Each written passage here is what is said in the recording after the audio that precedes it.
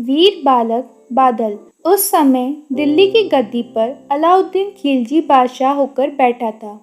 यह बहुत ही धूर्त तथा निष्ठुर बादशाह था। राजपुताने में चित्तौड़ के सिंहासन पर उस समय राणा रतन सिंह विराजमान थे। अलाउद्दीन ने सुना कि राणा की महारानी पद्मिनी बहुत ही सुंदर है। वह पद्मिनी को किसी भी प्रकार पाने के लिए बड़ी भारी सेना लेकर राजपुताने गया और चित्तौड़ से थोड़ी दूरी पर उसने अपनी सेना का पड़ाव डाला। उस धूर्त ने राणा के पास संदेश भेजा, मैं पद्मिनी का प्रतिबिंब शीशे में देखकर लौट जाऊंगा। महाराणा रतन सिंह ने इतनी बात के लिए व्यर्थ रक्तपात करना अच्छा नहीं समझा। उनके बुलाने पर अलाउद्दीन दुर्ग में आया। दर्पण में रानी पद्मिनी का प्रतिबिंब उसे दिखाया गया। लौटते समय राणा उसे दुर्ग से बाहर तक पहुंचाने आए। दुर्ग से बाहर अलाउद्दीन ने पहले से अपने सैनिक छिपा रखे थे। उन्होंने राणा पर आक्रमण करके उसे पकड़ लिया और बंदी बनाकर वे अपने शिविर में ले गए। राणा के बंदी हो जाने से चित्तौड़ के दुर्ग में हाहाकार मच गया। बादशाह की सेना इतनी बड़ी थी कि उससे सीधे संग्राम करके विजय पाने की कोई आशा नहीं थी।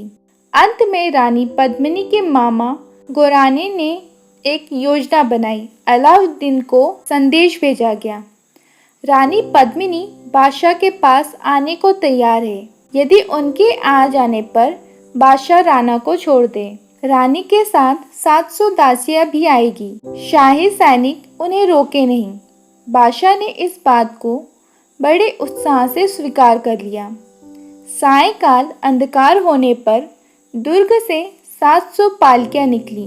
बादशाह के सैनिक विजय के उन्माद में उत्सव मना रहे थे। शाही सेना में पहुंचकर रानी ने पहले राणा से भेंट करनी चाहिए और यह मांग भी स्वीकार हो गई।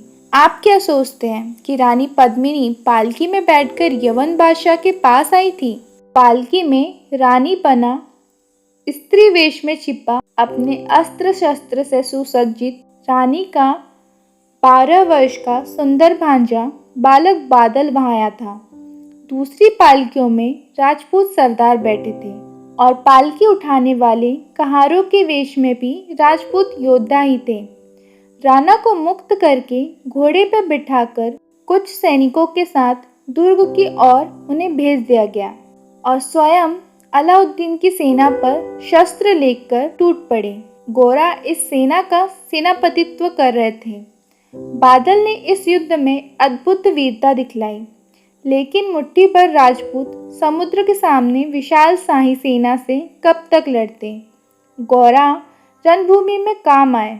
दोनों हाथों से तलवार चलाकर यवन सैनिकों को गाजर मूली की भांति काटता हुआ बालक बादल दुर्ग में पहुंच गया। अलाउद्दीन चाहता था कि इस युद्ध का समाचार दुर्ग में न पहुंचे। अचानक आक्रमण करके वह पद्मिनी को पकड़कर दिल्ली ले जाना चाहता था, किंतु उस 12 वर्ष के बालक ने उसकी एक भी चाल चलने नहीं दी। दुर्ग में समाचार पहुंचते ही राजपूत वीरों ने केसरिया बाना पहना और निकल पड़े धर्म एवं मातृभूमि पर मस्तक चढ़ाने। बड़ी कठिनाई से अलाउद्दीन को विजय प्राप्त हुई। अपनी अधिकांश सेना की बलि देकर जब वह चित्तौड़ के पवित्र दुर्ग में घुसा तब वहां बहुत बड़ी चिता धाए धाए कर जल रही थी। राजपुताने की देवियां पापी पुरुष के स्पर्श से बचने के लिए अग्नि में प्रवेश करके स्वर्ग पहुंच चुकी थी। अलाउद्दीन ने अपना सिर पीट लिया। भारत की वह गौरवमयी दिव्य भूमि सतियों के तेज के साथ वीर बालक बादल सिंह की शूरता एवं बलिदान से नित्य उज्जवल है।